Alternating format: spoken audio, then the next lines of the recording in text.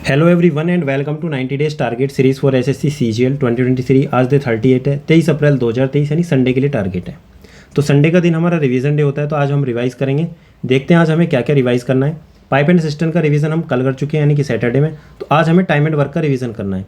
जिसने pipe and system का revision नहीं किया वो आज टाइम एंड वर्क के साथ इसका रिवीजन कर सकता है। रिवीजन करना कैसे है, देखो जो भी आपने कॉन्सेप्ट पढ़े हैं या नोट्स बनाए हैं, आपको हर एक कॉन्सेप्ट अच्छे से पढ़ने हैं। पढ़ने कैसे हैं, देखो अलग अलग टाइप 1 टाइप 2 इस तरीके से बहुत कॉन्सेप्ट हैं।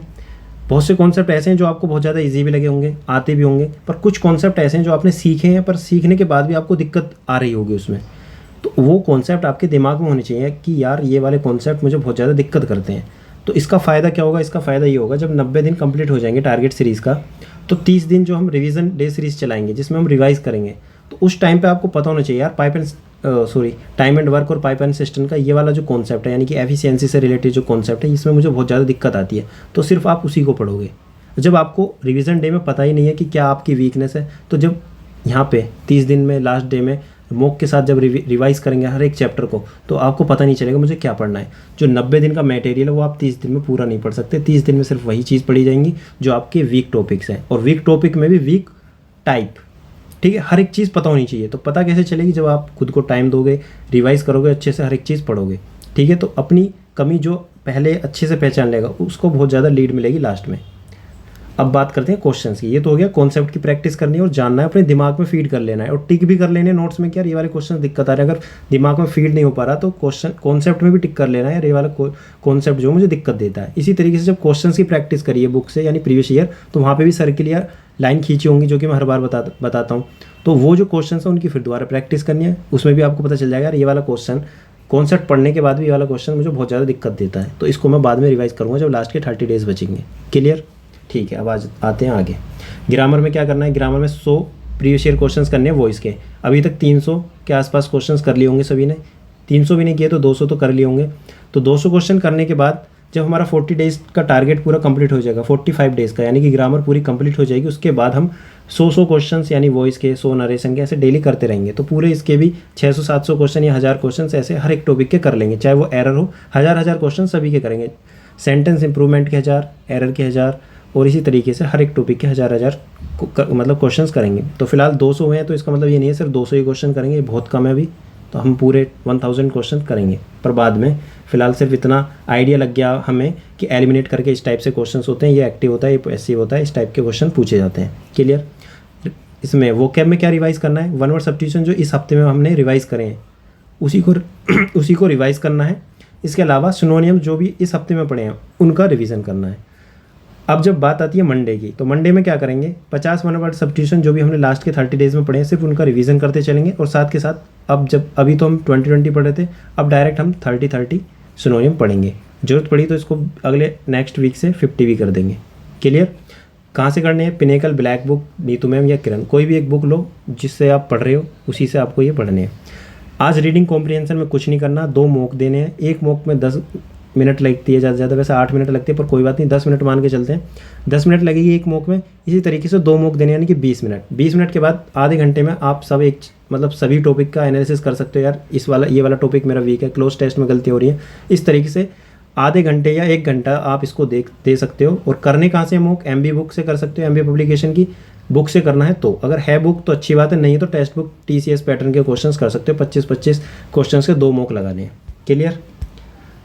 GS में क्या करना है, देखो GS में पॉलिटी अभी तक हम 2 बार पढ़ चुके हैं, तो इसका रिवीजन करना है बहुत अच्छे से। अब इसको हम लास्ट के 30 डेज़ में ही देखेंगे। इसके अलावा जो स्टैटिक जीके के जो कुछ टॉपिक्स अभी तक हमने पढ़े हैं, उन सभी टॉपिक्स में से कोई भी 2 टॉपिक उठाना और उनका रिवाइज़ करना। ठीक है, उनका रिवीजन करना। और इसमें एक दिक्कत ये आ रही है कि बहुत से लोग ऐसे हैं जो एक्सप्लेनेशन से पढ़ रहे हैं पूरा। अगर डांस से रिलेटेड क्वेश्चन आ रहा है तो पूरा उसका ओरिजिन कहाँ से क्या, सब कुछ नहीं पढ़ना भाई। खुद सोचो, अभी तक हमने मान लो डांस से रिलेटेड या टेम्पल से रिलेटेड टॉपिक पढ़े हैं, तो सभी टेम्पल क्या याद है आपको? एक बार पढ़ने के बाद भी नहीं याद होंगे, 2 बार पढ़ लोगे, 3 बार पढ़ लोगे, तब भी अगर कोई 15 दिन बाद वो क्वेश्चंस पूछेगा आपको याद नहीं होगा, क्योंकि इसका रिवीजन बहुत ज़्यादा जरूरी है। बार बार रिवीजन करना पड़ता है, ये चीज़ें रटने की हैं। ठीक, इसमें कोई कॉन्सेप्ट तो है नहीं। पॉलिटी में चलो कॉन्सेप्ट है, जियोग्राफी में कॉन्सेप्ट है, कुछ चीज़ें याद करने की भी हैं, पर यहाँ पर कोई कॉन्सेप्ट नहीं है। साइंस में कॉन्सेप्ट है, तो यहाँ तो आपको कोई रिलेट या तो शॉर्ट ट्रिक हो या मिनिमोनिक हो या अपने खुद के दिमाग से याद कर रहे हो या रटा हो, तो ही आप इन क्वेश्चंस को कर सकते हो। तो इसमें पूरा डिटेल में घुसने की जरूरत नहीं है। आपको पता है डांस से रिलेटेड क्वेश्चंस पूछे जाते हैं कि ये वाला डांस किस स्टेट से रिलेटेड है, तो बस रट दो। इसमें पूरा हिस्ट्री पढ़ने की ज़रूरत नहीं है। अगर हिस्ट्री पढ़नी है, एक्सप्लेनेशन पढ़नी है, तो पॉलिटी हो गया, हिस्ट्री हो गया, जियोग्राफी हो गया, इसमें आप पढ़ सकते हो। पर इसमें भी लिमिटेड जिस टाइप के क्वेश्चंस पूछे जाते हैं, जैसे सुप्रीम कोर्ट से आर्टिकल से रिलेटेड क्वेश्चन पूछे जाते हैं, तो आर्टिकल से रिलेटेड ही आपको पढ़ना है। ऐसा नहीं है कि उससे रिलेटेड केस वगैरह सब पढ़ने लगो, वो यूपीएससी में पूछे जाते हैं। तो पैटर्न पहचानो एग्जाम का, क्या पूछा जाता है, किस टाइप तक पूछा जाता है, किस लेवल तक ये बढ़ सकते हैं, उस लेवल तक का आप पढ़ो। और पता कैसे चलेगा, वो प्रीवियस ईयर क्वेश्चन से ही पता चलेगा। खुद पता लगाओ यार, किसी पर डिपेंड मत रहो, ठीक है ना। मेहनत करोगे तो ज़रूर सब कुछ पता चल जाएगा।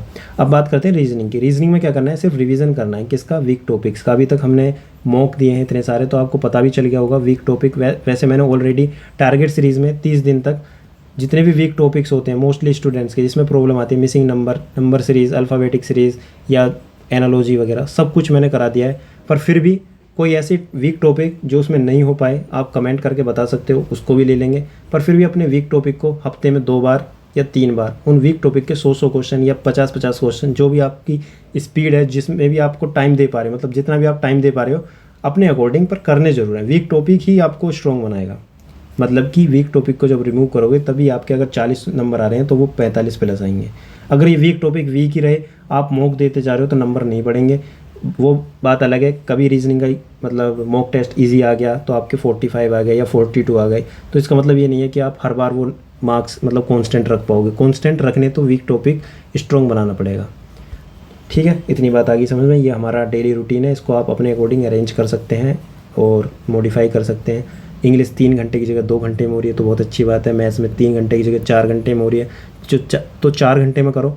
और 8 घंटे अभी तक पढ़ना है, और लास्ट के 30 दिन जो होंगे, यानी कि जो रिवीजन डे सीरीज चलेगी, उसमें 10-10, 12-12 घंटा भी पढ़ना पड़ सकता है, ठीक है। फुल एफर्ट लगाएंगे, 150 प्लस लेकर आएंगे। तो इसलिए 8 घंटे की आदत डालो बैठने की अभी से, जो लास्ट में दिक्कत ना हो, फिर प्रॉब्लम आएगी। ये हमारा टेलीग्राम चैनल है, इसको ज्वाइन करना। और यहाँ पे चैट बॉक्स में जाकर एक नया ग्रुप मिलेगा, योर एसएससी जर्नी कंपेनियन। यहाँ पे आप अपने डाउट पूछ सकते हैं और क्वेश्चंस पूछ सकते हैं। और कंसिस्टेंट रहना है 90 दिनों तक, और अपने दोस्तों के साथ शेयर करो जिसको इसकी ज़रूरत है, ठीक है। फ्री मेंबरशिप है ये, और फ्री मेंबरशिप कह रहा हूँ, सॉरी, फ्री मेंटरशिप है।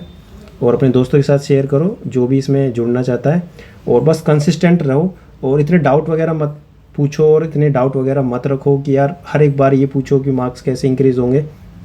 एक क्लैरिटी होनी चाहिए माइंड में कि मैं पढ़ रहा हूँ, सही पढ़ रहा हूँ। खुद को पता होना चाहिए क्या मैं जो पढ़ रहा हूँ सही पढ़ रहा हूँ या गलत पढ़ रहा हूँ। अगर अच्छे से पढ़ रहे हो, टाइम दे रहे हो, तो मार्क्स यार जरूर इंक्रीज़ होंगे। बहुत लोगों के हो भी रहे हैं, तो ऐसा मत सोचो कि मेरे मार्क्स इंक्रीज़ नहीं होंगे। पेशेंस रखो, अगर मेहनत कर रहे हो तो ज़रूर इंक्रीज़ होंगे, ठीक है ना। तो बस अपनी गलतियाँ सुधारते चलो और पढ़ते चलो। कमी देखो आप कमी कहाँ कर रहे हो, बस इतना करना है। बाकी फिर भी डाउट पूछने तो टेलीग्राम चैनल पर पूछो, और वहाँ पे मैं आपका रिप्लाई दूंगा।